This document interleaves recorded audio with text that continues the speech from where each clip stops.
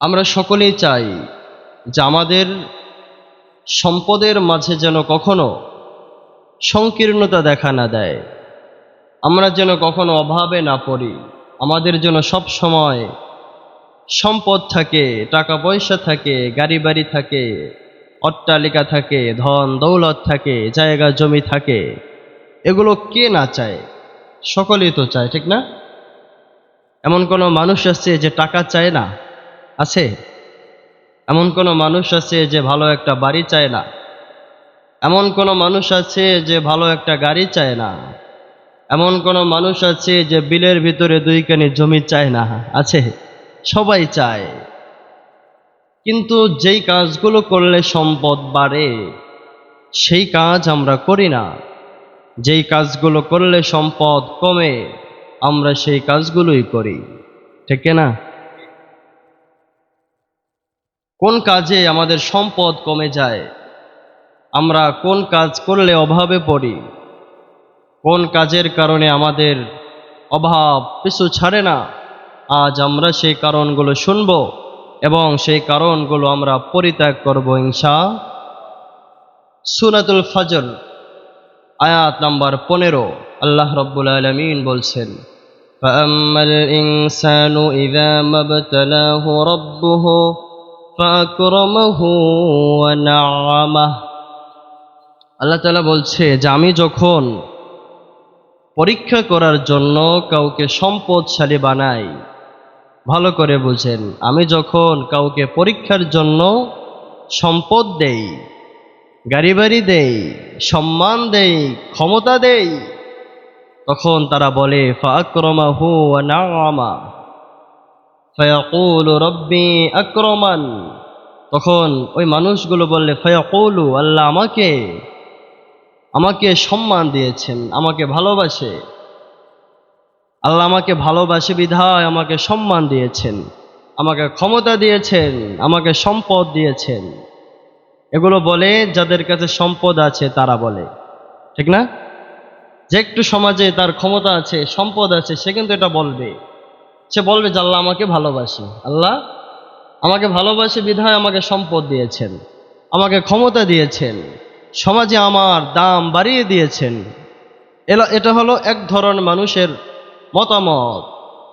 এরপরে আল্লাহ তাআলা আবার বলছেন, ওয়া আম্মা ইযা মাবতালাহু ফাকদারা আলাইহি রিজকাহ।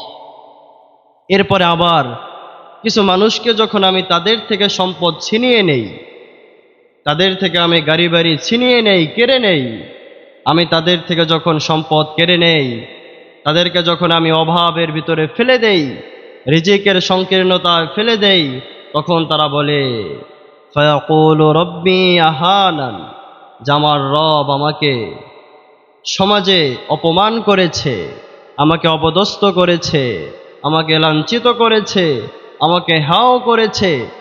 এটা বলে যাদের সম্পদ নাই, যাদেরকে আল্লাহ অভাবে ফেলে দিয়েছে। অথচ যাদেরকে সম্পদ দেয় সেটাও দেয় কিসের জন্য? সবাই বলেন, পরীক্ষার জন্য। কিসের জন্য? পরীক্ষার জন্য। আবার যাদের থেকে ছিনিয়ে নেয় সেটা কেন নেয়? সেটাও পরীক্ষার জন্য। সেটাও কিসের জন্য? এখানে ভালোবাসার কোনো বিষয় নয়। আল্লাহ আমাকে ভালোবাসে বিধায় সম্পদ দিয়েছে, আরেকজনকে ভালোবাসে না বিধায় তার থেকে সম্পদ কেড়ে নিয়েছে। বিষয়টা কিন্তু এমন, সম্পদ যাকে দেয় তাকেও দেয় পরীক্ষার জন্য, আবার যখন ছিনিয়ে নেয় সেটাও নেয় পরীক্ষার জন্য, ঠিক না? এই দুনিয়ার মধ্যে সব থেকে সম্পদশালী কে ছিল জানেন? হযরতে মূসা আলাইহিস সালামের চাচাতো ভাই কারুন, যাকে আল্লাহ এত অট্টালিকা সম্পদ দিয়েছিল। আমাদের তো আছে জায়গা জায়গা জমি, আমাদের তো আছে গাড়ি বাড়ি, আমাদের আছে টাকা পয়সা। কারুনের ছিল বিশাল বড় বড় আলমারি, বিশাল বড় বড় সিন্দুক ভর্তি স্বর্ণ। এত স্বর্ণ ছিল, এই স্বর্ণগুলো যে আলমারির ভিতরে রাখত, এই আলমারিগুলোর তালার চাবি বহন করার জন্য একদল সুঠাম দেহের পুরুষের প্রয়োজন হতো। আল্লাহু আকবার। হিসাব করেন, আলমারির চাবি বহন করার জন্য একদল বর্ণনায় পাওয়া যায় যে 10 জন সুঠাম দেহের যুবকের প্রয়োজন হতো, তারা শুধু চাবি বহন করবে। তাহলে হিসাব করেন তো তার সিন্ধুকে কি পরিমাণ স্বর্ণ থাকতে পারে, কি পরিমাণ সম্পদ থাকতে পারে। মুসা আলাইহিস সালাম যখন কারুনকে বলল, কারুন তোমাকে সম্পদের জাকাত দিতে হবে, এই সম্পদ তোমার নয়, এখান থেকে জাকাত দিতে হবে। কারুন অস্বীকার করলো যে সম্পদ আল্লাহ আমাকে দেয় নাই, আমার মেধা দিয়ে আমি ব্যবসা করে এই সম্পদ উপার্জন করেছি, এখান থেকে আমি কাউকে দেব না, এটা আমার সম্পদ। মুসা আলাইহিস সালাম বললেন ঠিক আছে, আল্লাহর কাছে বললেন। আল্লাহ বললেন, মুসা ধৈর্য ধরো, শাস্তি কারণের জন্য শাস্তি অতি সন্নিকটে এসে পড়েছে। কিছুক্ষণ পরে কারুন তার গাড়ি বাড়ি অট্টালিকা সহ জমির ভিতরে ডুবে গেল। আল্লাহ তাআলা বলছে, ফাখসাফনা বিহি ওয়া বিদারিহিল আরদ, যে কারুন তার অট্টালিকা এবং তার গাড়ি বাড়ি সহ জমির ভিতরে ডুবে গেল। যখন কারুন হাঁটু পর্যন্ত ডুবে গেল, তখন বলে কারুন যে আমি উঠতে পারবো। যখন কারুন কোমর পর্যন্ত ডুবে গেল, এবারও কারুন বলে আমি উঠে যাব।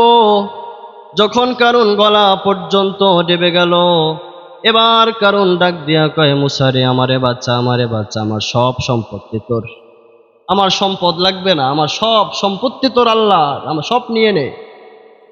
আজকে যাদের সম্পদের অভাব নেই, এই মানুষটাও যদি কখনো অসুস্থ হয়ে পড়ে, বিছানায় পড়ে যায়, মৃত্যুর সঙ্গে যদিও পাঞ্জা লড়ে, তখন যদি বিশ্বের সব থেকে বড় ডক্টর এসে বলে যে তোর সব সম্পত্তি আমাকে দিয়ে দে, আমি তোকে বাঁচিয়ে দেব, ওই সময় ওই মানুষটা সব সম্পত্তি দিয়ে দিতে রাজি হয়ে যাবে, ঠিক না? কেননা ওই সময় তার সম্পদের কোনো দাম থাকবে না। ওই সময় সে বাঁচতে চাইবে, আমি বাঁচতে চাই, আমার সম্পদ লাগবে না। অথচ আমরা তো সেই সম্পদের পিছনেই ঘুরি, সেই সম্পদের পিছনেই পড়ে আছি। এই জন্য যাদেরকে আল্লাহ সম্পদ দেয়, এটা ভাবা যাবে না আল্লাহ আমাকে ভালোবাসে। আবার যাদেরকে আল্লাহ সম্পদ দেয় না, সম্পদ ছিনিয়ে নেয়, তাদেরও এটা ভাবা যাবে না আল্লাহ মনে হয় আমাকে ভালোবাসে না। আল্লাহ বলছে এটা কখনো তোমরা ভাববে না। তোমাদের থেকে সম্পদ নেই পরীক্ষার জন্য, আবার সম্পদ দেই তোমাদেরকে পরীক্ষা করার জন্য, ঠিক না? কাল্লা বাল্লা তুকরিমুনাল ইয়াতীম, তোমরা যে অভিযোগ করেছো আমি তোমাদেরকে অপমান করেছি, এই যে তোমাদের সম্পদ কমে গেছে, তোমাদের অভাব, তোমাদের রিজিকের ভিতরে সংকীর্ণতা দেখা দিয়েছে, এর 1 নাম্বার কারণ হলো আল্লাহ রাব্বুল আলামিন বলছেন, কাল্লা বাল্লা তুকরিমুনাল ইয়াতীম, তোমাদের অভাবের 1 নাম্বার কারণ হলো তোমরা এতিমদেরকে সম্মান করো না, এতিমদেরকে ভালোবাসো না, এতিমের সম্পদ তোমরা আত্মসাৎ করে নাও। আছে না নাই? যে আজ এতিমকে ভালোবাসে না, এতিমের সম্পদ সুযোগ পেলে নিজেরা দখল করে নেয়, আছে না? সুযোগ পেলে নিজের করে নেয়। চাচার কাছে বড় হয়, চাচা সুযোগ বুঝে দলিলের ভিতরে সিগনেচার করে ভাতিজার সম্পদ নিয়ে নেয়, আছে না নাই? এমন বহু আছে যারা এতিমের সম্পদ নিজেরা আত্মসাৎ করে, নিজেরা ভোগ করে। আল্লাহ তাআলা বলছে যে তোমাদের অভাবের 1 নাম্বার কারণ হলো তোমরা এতিমকে সম্মান করো না, এতিমকে সম্মান করো না, এতিমকে ভালোবাসো না, এতিমের সম্পদ তোমরা নিজেরা ভোগ করো। এই জন্য তোমাদের অভাব ছাড়ে না, তোমাদের সম্পদে বরকত থাকে না, তোমাদের সম্পদ এই জন্য কমে যায়। 1 নাম্বার কারণ ছিল কি? কথা বলেন। এতিমকে ভালো না বাসার কারণে। এতিমকে ভালো না বাসলে সম্পদ কমে যাবে, অভাব আপনার চারপাশ থেকে ঘাও করে ফেলবে। আপনি এত কামাই করবেন তা আপনি কোনো কুল কেনারা খুঁজে পাবেন না, অভাব আপনার পিছু ছাড়বে না। মানুষ অভাবে পড়ার 2 নাম্বার কারণ হলো ওয়ালা তাহাদ্দুনা আলা তুআমিল মিসকিন। আল্লাহ তাআলা বলে তোমরা অভাবে পড়ো, এর 2 নাম্বার কারণ হলো তোমরা অসহায় দরিদ্র মিসকিনকে সাহায্য করো না এবং আরেকজনকে সাহায্য করার জন্য উৎসাহিত করো না। নিজেরা তো করোই না, আরেকজনকে দিতেও তোমরা উৎসাহ দাও না। যদি পারো নিজে দাও না, আবার আরেকজনকে দিতে বাধা দাও, এটা করো, কিন্তু তোমরা উৎসাহ দাও না। আছে না? একজন যদি দিতেও চায় বাধা দেয়, এও তো মিসকিন, ওরে এত টাকা দেওয়ার কি দরকার, ওরে 5 টাকা দিলেই তো হয়ে যায়, ওরে 10 টাকা দিলেই তো হয়ে যায়। আবার কেউ বলে দেওয়ার দরকার নাই, এ ব্যবসার জন্য এসেছে। অর্থাৎ এরা নিজেরাও দেয় না, আরেকজনকে দিতে উৎসাহও দেয় না। যারা অসহায় দরিদ্র মিসকিনকে সাহায্য করে না, মিসকিনকে অন্ন দেয় না, খাবার মুখে তুলে দেয় না, আল্লাহ তাআলা বলছে আমি তাদেরকে অভাবে ফেলবো, আমি তাদের রিজিক কমিয়ে দেব, আমি তাদের রিজিকের ভিতরে সংকীর্ণতা দেখা দেবে, আমি তাদের রিজিক এমনভাবে সংকুচিত করে দেব, তারা অভাবে পড়ে যাবে। আছে না নাই এমন মানুষ যারা মিসকিনকে সাহায্য করতে চায় না? আছে না? টাকার অভাব নেই, কিন্তু মানুষ যখন কাছে গিয়ে হাত পাতে 5 টাকার বেশি পকেট থেকে বের হয় না, ঠিক না? 10 টাকার বেশি পকেট থেকে বের হয় না। এই মানুষগুলো ওই দিন বড্ড অভাবে পড়ে যাবে। এই মানুষগুলো হাসরের ময়দানে, দুনিয়াতে তো অভাবে পড়বি, হাসরের ময়দানে ওই দিন তার অভাবই হয়ে যাবে। এই জন্য আপনার গাড়ি বাড়ি থাকতে পারে, সম্পদ থাকতে পারে, এই সব কিছু আল্লাহ তাআলার পক্ষ থেকে আসে। এটা আপনার নিজের ক্ষমতায় উপার্জন করতে পারেন নাই, এটা আপনার নিজের মেধা দিয়ে উপার্জন করতে পারেন নাই, এটা আল্লাহ রব্বুল আলামিনের পক্ষ থেকে আপনার দেয়া সবথেকে বড় উপহার। এটা আল্লাহ আপনাকে দিয়েছে, আপনাকে পরীক্ষার জন্য। যে বান্দা আমি তোর সম্পদ দিলাম, যে আমার সম্পদ পাওয়ার পরে যে আমি আল্লাহকে ভুলে যাও, আমি আল্লাহকে ভুলে যাও কিনা আমি এটা দেখতে চাই। আমি সম্পদ দিয়ে তোরে পরীক্ষা করতে চাই। সমাজে যে মানুষটারে আমি ছোট করে রেখেছি, যে মানুষটারে আমি অভাবে রেখেছি, তুই এই মানুষটারে সাহায্য করো কিনা। আল্লাহ তাআলা বলেন, কোনো মানুষ যদি কোনো মানুষকে সাহায্য করে, অসহায় দরিদ্র চলতে পারে না এমন মানুষকে যখন সাহায্য করে, আল্লাহ তাআলা বলে সে তাকে সাহায্য করে নাই, ওটা আমি রব্বুল আলামিনকে সাহায্য করেছে। সুবহানাল্লাহ। ভিক্ষুক যখন হাত পাতে, ওটা ভিক্ষুকের হাত থাকে না, আল্লাহ বলছে যে ওটা স্বয়ং আমি রব্বুল আলামিনের হাত হয়ে যায়। সুবহানাল্লাহ। যে ভিক্ষুক শুধু এটাকে কবজা করে, কিন্তু এটা মূলত আমি গ্রহণ করি, এটা আমি গ্রহণ করি। অর্থাৎ আমরা যে গরিবকে সাহায্য করি, এই যে সিস্টেম, ধনী গরিবের ভিতর একটা ভেদাভেদ পার্থক্য আল্লাহ করে দিলেন। যদি সমাজের প্রত্যেকটা মানুষ ধনী হতো, কেউ কাউকে দাম দিত? কথা বলেন, সবাই ধনী, কারো কাছে কারো যাওয়া লাগে না, তাহলে ওই সময় মানুষদের মধ্যে কোনো সম্মান থাকতো না। এই জন্য আল্লাহ কাউরে ধনী বানালেন, কাউরে গরিব বানালেন। ধনী ব্যক্তির আল্লাহ সম্মান দিলেন, আল্লাহ ক্ষমতা দিলেন। গরিব মানুষগুলো তার কাছে যায় বিধায় তো তার সম্মান আছে, ঠিক না? তার কাছে যদি না যাইতো কেউ, সম্মান থাকতো? এই জন্য আমরা এটা ভাববো না যে আল্লাহ আমাকে ভালোবাসে না, এটা পরীক্ষার জন্য আপনাকে দিয়েছে। এই জন্য সম্পদ কাজে লাগাতে হবে। মানুষের সম্পদ কমে যাওয়ার 3 নম্বর কারণ হলো ওয়াতাকুলুনা তুরাসা আকলাল লাম্মা। আল্লাহ তাআলা বলছে 3 নম্বর কারণ হলো তোমরা তোমাদের মা বাবা যখন মারা যায়, তোমাদের বাবা যখন মারা যায়, তোমার বাবার রেখে যাওয়া সম্পদ যখন তোমার কাছে আমানত হিসাবে থাকে, ওই সম্পদ তুমি নিজে দখল করো, নিজে ভোগ করো, তোমার ভাই তোমার বোনদের মাঝে সম্পদ বন্টন করে দাও না। ছেড়া নাই? আল্লাহ তাআলা কি চমৎকার ভাবে আগেই জানিয়ে দিয়েছেন এগুলো, যে আমরা এগুলো করব। আমরা ভাইয়ের সম্পদ আত্মসাৎ করব, আমরা বোনের সম্পদ আত্মসাৎ করব, এটা আল্লাহ জানে না? কথা বলেন। আল্লাহ তাআলা আগেই আমাদেরকে জানিয়ে দিলেন, সতর্ক করে দিলেন, খবরদার, যদি তোমরা ভাইয়ের সম্পদ নিজেরা দখল করো, বোনের সম্পদ নিজেরা দখল করো, তাহলে তোমাদের এই সম্পদগুলো একদিন কাল হয়ে দাঁড়াবে, তোমরা অভাবে পড়বে, মৃত্যুর আগ মুহূর্তে হলেও তোমরা অভাবে পড়ে মারা যাবে। অথচ আজ সমাজে প্রায় বাড়িতেই দেখা যায় বোনদেরকে সম্পদ দিতে চায় না। আছে না নাই?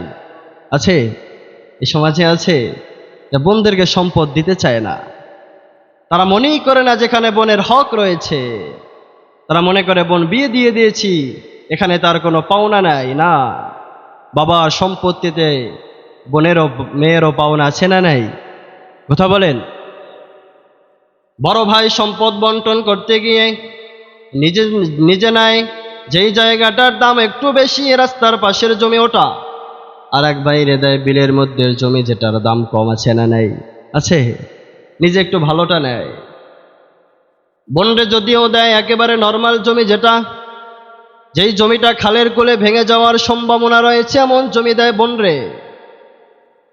এই কাজগুলো যারা করবে আল্লাহ তাআলা বলছে আমি তাদেরকে এক সময় অভাবে ফেলে দেব, আমি তাদের রিজিক কমিয়ে দেব, আমি তাদেরকে রিজিকের ভিতরে সংকীর্ণ করে দেব।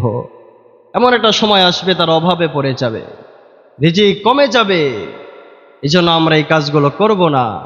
আমরা কখনোই বাবার রেখে যাওয়া সম্পদ আমরা কখনোই নিজেরা দখল করব না, নিজের একা আত্মসাৎ করব না, নিজের একা খাবো না। এগুলো আমরা ভাই বোনের মাঝে সমানভাবে বন্টন করে দেব ইনশাআল্লাহ।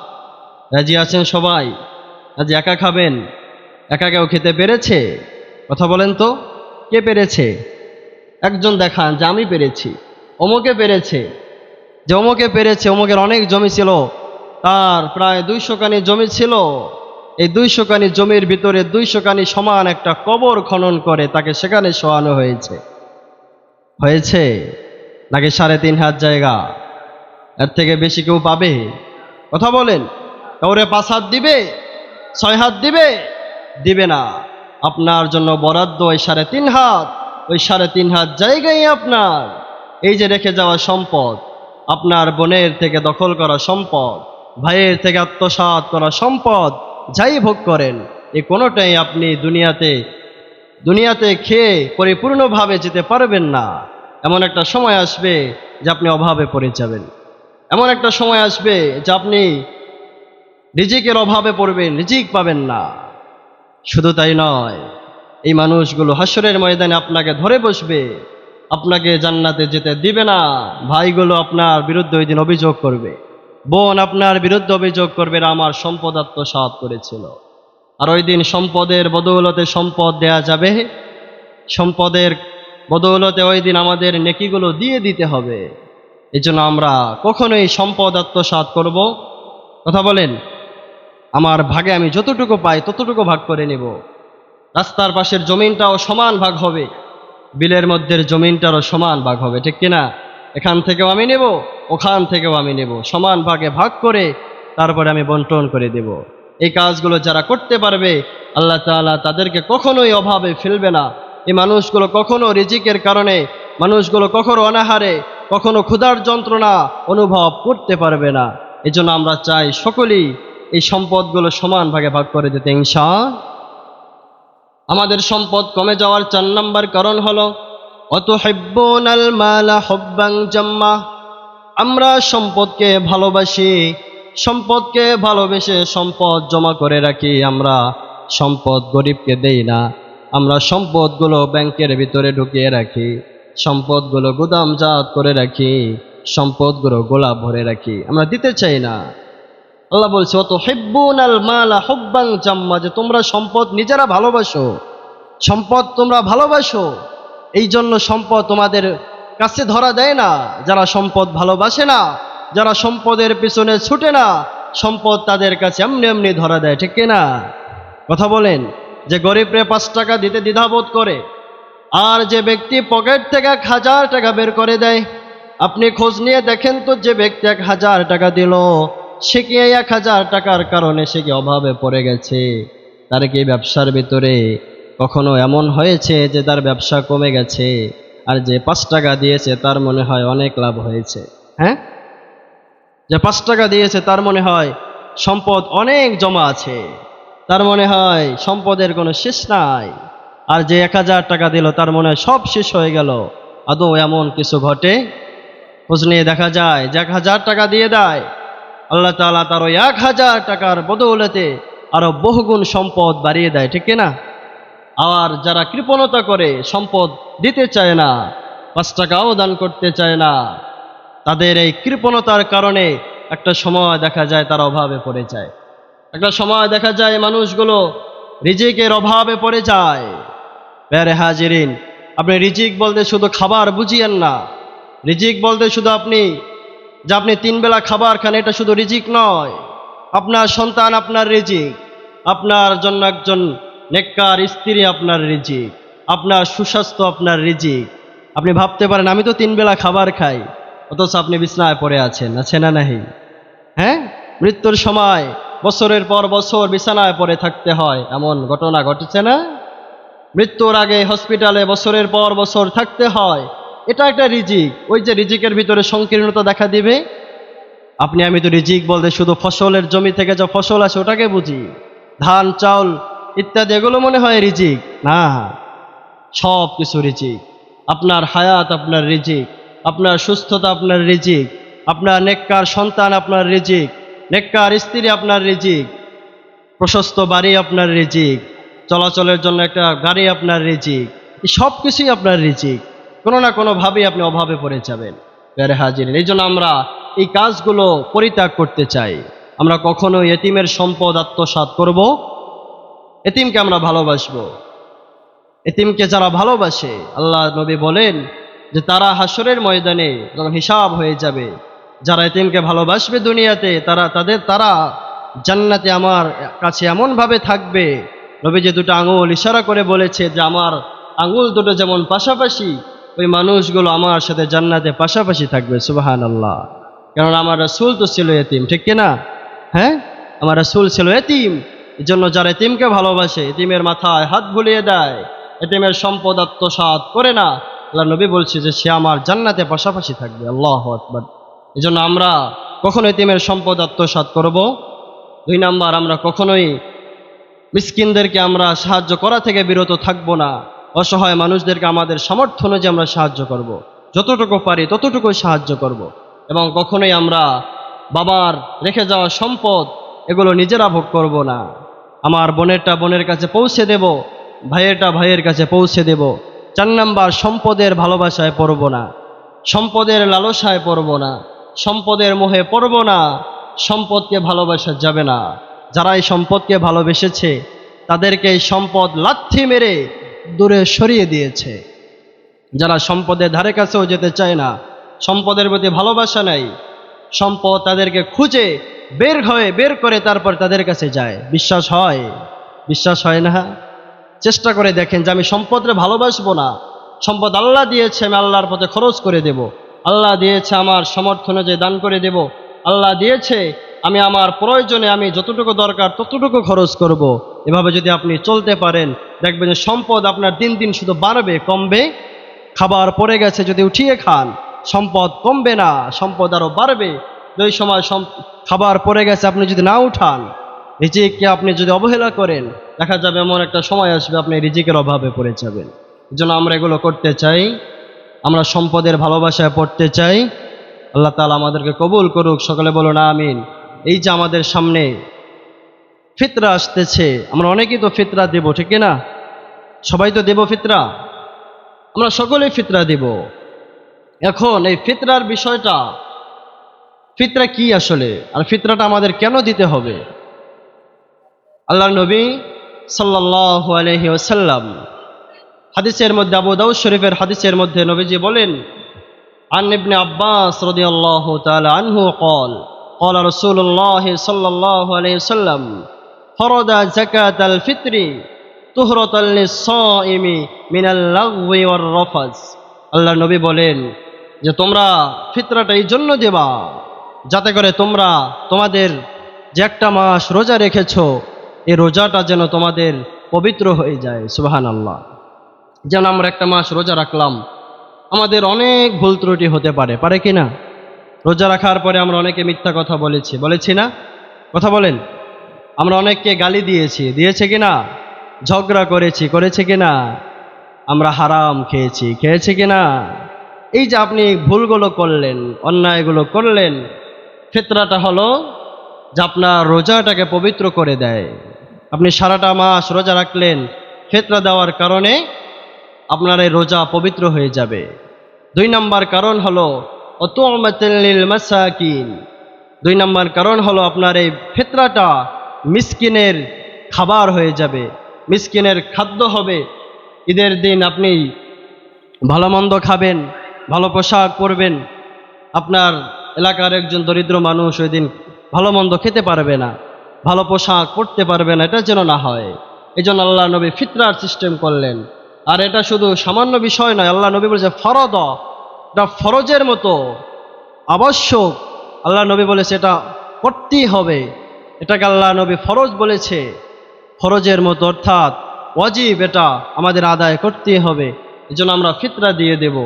আর এই ফিতরাটা দেওয়ার সব থেকে মুখ্যম সময় হলো আমরা ঈদের 2-1 দিন আগে, ঈদের নামাজের আগেই এটা দিয়ে দেব। ঈদের নামাজের আগেই দিতে হবে, এখন থেকে নয়। 29, 30, 2 দিন আগে, 1 দিন আগে, ঈদের নামাজের আগে, ঈদের নামাজের পরে নয়। ঈদের নামাজের আগে দিলে এটা ফিতরা হবে। যদি পরে দেন তখন আর এটা ফিতরা থাকবে না, তখন এটা সাধারণ দানের মতো হয়ে যাবে। এই জন্য আমরা ঈদের নামাজে যাওয়ার আগেই ফিতরাটা দিয়ে দেব। এবং ফিতরা কারা দিবে? যে সামর্থ্যবান, যে দিতে পারবে, সেই ফিতরা দিতে পারবে। জাকাতের হিসাব হলো যে নিসাব পরিমাণ সম্পদের মালিক হওয়া লাগে, ওই সম্পদ তার কাছে 1 বছর থাকা লাগে, তাহলে তার উপর জাকাত আসে। আর ফিতরার বিষয়টা হলো যদি আপনার কাছে ওই পরিমাণ সম্পদ থাকে, সেখানে আপনার সব কিছু হতে পারে, আপনার ঘরের যা কিছু আছে, যেগুলো আপনার প্রয়োজন, এগুলো ব্যতি রেখে যা আছে সবগুলো হিসাব করে যদি আপনার কাছে 52.5 ভরি রৌপ্যের সমপরিমাণ দাম থাকে, অর্থ থাকে, টাকা থাকে, তাহলে আপনাকে ফিতরা দিতে হবে। আর এই ফিতরাটা সর্বনিম্ন যে ফিতরা, সেটা বাংলাদেশ ইসলামী ফাউন্ডেশন থেকে হিসাব করে বলা হয়েছে 110 টাকা। এটা হলো সর্বনিম্ন। কত? সর্বনিম্ন। আল্লাহর নবী 5 জিনিস দ্বারা ফিতরা দিতেন। কয় জিনিস? 5 জিনিস দিয়ে ফিতরা দিতেন। 1 নাম্বার গম অথবা আটা, গম অথবা আটা। 2 নাম্বার জব, 3 নাম্বার খেজুর, 4 নাম্বার কিশমিশ, 5 নম্বর পনির। আপনি যদি গম অথবা আটার হিসাব করেন তাহলে আপনাকে আদা সা, এটার হিসাব হলো যে আপনাকে 1 কেজি 650 গ্রাম, 1 কেজি 650 গ্রাম আটার যে দাম আসে, এই দাম যে কয় টাকা হয় বর্তমানে মনে হয় 110 টাকার আশেপাশেই হবে। 110 টাকা। এটা হলো যার সম্পদ কম, যার সম্পদ কম সে দিবে। আর যার আবার এর থেকে সম্পদ আরো বেশি আছে, যার 2 কোটি 5 কোটি টাকা আছে, সে তো 110 টাকা দিলে হলো না। তাকে আমার হিসাব করতে হবে যে আমার তো সম্পদ একটু বেশি আছে, তাহলে আমি জব দিয়ে দেই। জব দিয়ে যদি দিতে চান তাহলে আপনাকে দিতে হবে 3 কেজি 300 গ্রাম জবের যে দাম হয় সেটা দিতে পারেন। তাহলে বাংলাদেশে 3 কেজি 300 গ্রাম জবের দাম আছে 595 টাকা। যদি আপনি খেজুর দিয়ে দিতে চান, খেজুরের হিসাবে আপনি 3 কেজি 300 গ্রাম খেজুরের হিসাব ধরবেন, সেখানে আপনার দাম আসবে 2475 টাকা। যদি আপনি ভাবেন যে না আমি কিশমিশ দিয়ে দেব, তাহলে সেখানে হিসাব করবেন 3 কেজি 300 গ্রাম কিশমিশের দাম কত আছে। বর্তমান বাজার মূল্য হিসাব করলে দেখা যায় 2640 টাকা দাম আছে। অথবা যদি আপনি ভাবেন আমি পনির দিয়ে দেব, তাহলে আপনাকে 3 কেজি 300 গ্রাম পনিরের হিসাব করতে হবে, সেটার দাম আসবে 2805 টাকা। এখন জাকাত কি, এই ফিতরা কি দিয়ে দেব? টাকা দিব নাকি খাবার দিব? আল্লাহর নবী সাল্লাল্লাহু আলাইহি সাল্লাম ওই সময় তারা ফিতরাটা খাবার দিয়ে দিত। ওই সময় তারা খাবার দিয়ে দিত। ওই সময় মানুষের খাবারের বড্ড প্রয়োজন ছিল, খাবারের দরকার ছিল, তারা খাবার দিয়ে ফিতরাটা দিয়ে দিত। আমরা কি করব তাহলে? আমরাও খাবার দিব, যার প্রয়োজন খাবারের তাকে খাবার দিয়ে দেব। যার প্রয়োজন যে না তার পর্যাপ্ত খাবার আছে, তার অন্য কিছুর প্রয়োজন, তাকে আমি টাকা দিয়ে দেব। তাকে আমি, তবে এমন হতে পারে যে আপনি তাকে খাবার দিলেন, বাংলাদেশ সব থেকে যে খাবার চলে চাল, ভাত খাই আমরা, চাউল দিয়ে দিতে পারেন। তাহলে তার বাড়িতে যদি পর্যাপ্ত চাউল থাকে, আপনি যদি আরও দেন, পরবর্তীতে দেখা যাবে যে ওই চাল বিক্রি করে টাকা দিয়ে অন্ন বাজার করবে, ঠিক না? এই জন্য আমরা কি করব, যে আমরা তার প্রয়োজনে, যদি তার কাছে টাকার প্রয়োজন হয় আমি তাকে টাকা দিয়ে ফিতরাটা দিয়ে দেব। যদি তার চালের প্রয়োজন হয় আমি তাকে চাল দিয়ে ফিতরাটা দিয়ে দেব। আপনি যে কোনো একটা দিয়ে দিতে পারেন, অর্থাৎ অসহায় ব্যক্তির যেটাই প্রয়োজন হবে আপনি সেইভাবে আপনার ফিতরাটা দিয়ে দেবেন, এবং এটা সকলে দেওয়ার চেষ্টা করবেন। আল্লাহ পাক আমাদের সকলকে কবুল করুক, সকলে বলুন আমিন।